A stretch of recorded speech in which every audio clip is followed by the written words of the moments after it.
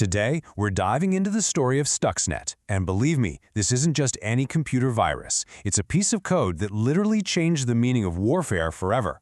So how exactly does a computer virus physically destroy parts of a nuclear program? Well, let's get into it, because the answer is straight out of spy thriller. We're talking digital espionage, covert ops, and the birth of a whole new kind of weapon. All right, so let's set the scene. It's June 2010. A group of security analysts in Belarus are doing their thing, and they stumble onto something weird. A digital ghost, you could call it. A malicious computer worm that was totally unlike anything they'd ever seen before. And here's the crazy part. This wasn't some new kid on the block. This ghost had been haunting networks for years. We're talking development starting way back in 2005. It was this incredibly sophisticated threat operating completely in the shadows long before anyone even knew it was there. So, what made this thing so strange? Really stand out. For starters, it used 4 separate zero-day exploits. Now, if you're not familiar, zero-day is a software flaw that's brand new, nobody knows about it yet. They are a hacker's absolute dream. Using just one is a big deal, but using 4 in a single piece of malware, that was just unheard of. It basically screamed that whoever built this had some serious resources. But the real head-scratcher was its purpose. See, most malware wants to steal your credit card info, your data, your identity. Stuxnet didn't do any of that. It just spread and waited. Think about that. It infected hundreds of thousands of computers, but on almost all of them, it did absolutely nothing. It was dormant, like a sleeper agent, just looking for something very specific. So, of course, investigators started pulling it apart, piece by piece. And as they dug into the code, it became clear this was no ordinary virus. This was something else entirely. It was a highly sophisticated, multi-part weapon. It basically had this 3-part structure. First, you have the worm itself, which carries the main payload, the attack code. Then, you have the link file. And this is genius. It allowed the worm to spread via a simple USB stick. This meant it could jump across air gaps. Those secure networks that are physically disconnected from the internet for safety. And last, a rootkit component acted like a cloaking device, making the whole operation invisible. It hid all the malicious files, so to the system operators, everything looked completely normal. And this is what makes it so much like a marksman's rifle. It spread everywhere, infecting over 200,000 computers. But it was programmed to only go active, to pull the trigger under incredibly specific conditions. It's really like a digital guided missile.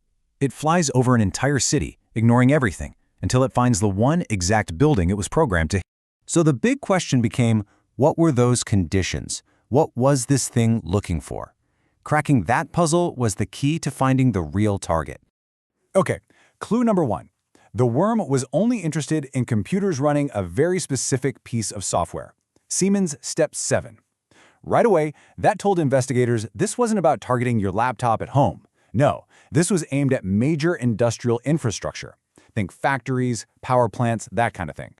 Then they found clue number 2.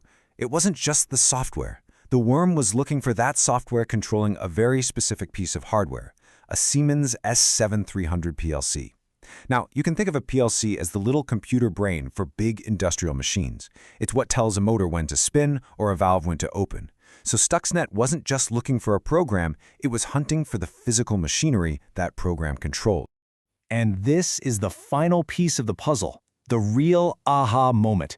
It only activated if the motors connected to that PLC were spinning between 807 Hz and 1210 Hz. That is a bizarrely specific frequency range. It's way too fast for most industrial equipment like a water pump or an assembly line. This was the smoking gun. It was a digital fingerprint that could only belong to one possible target. And where did that fingerprint lead? To one place: the uranium enrichment centrifuges at Iran's Natanz nuclear facility. That was it. The mystery was solved. Stuxnet was a cyber weapon, a digital missile aimed right at the heart of Iran's nuclear program. But infecting the facility was only step 1. The truly crucial part, the goal of the whole operation, was to physically destroy it, and to do it in the cleverest, most devious way possible. So here's what it did. The worm would secretly tell the centrifuges to spin way too fast, up to 1410 Hz, and then suddenly dangerously slow. It would just keep doing this over and over.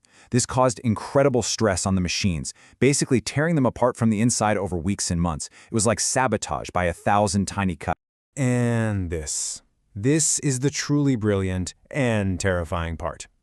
While all this was happening, while the centrifuges were literally self-destructing, Stuxnet was feeding fake data to the control room. It was playing back a recording of what normal operations look like.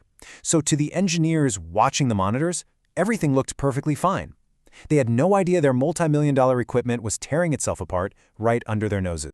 And it worked. The attack was a success. It's estimated that it destroyed about 1,000 centrifuges, nearly a fifth of Iran's total at the time. It was a huge setback for their program. A silent, digital strike that caused very real, very physical damage. So the what and the how were solved, the crime scene was understood, but that left one massive question hanging in the air. Who did it?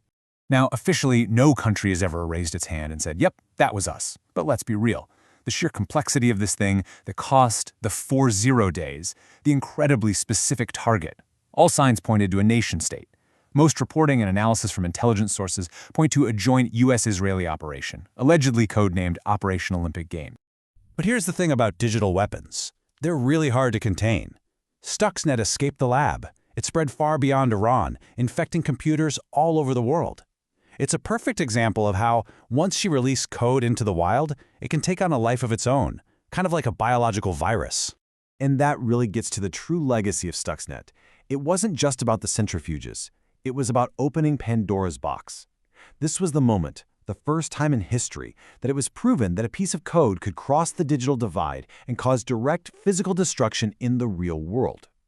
It created a brand new category of weapon, one that can destroy critical infrastructure without a single soldier or a single bomb. And that leaves us with a pretty heavy question, right? This line between the digital and the physical has now been crossed. It's been erased, and that changes the nature of conflict forever. Think about it. Our power grids, our financial systems, our water supplies, our transportation networks, everything runs on code. Stuxnet proved that all of it can be broken by code too.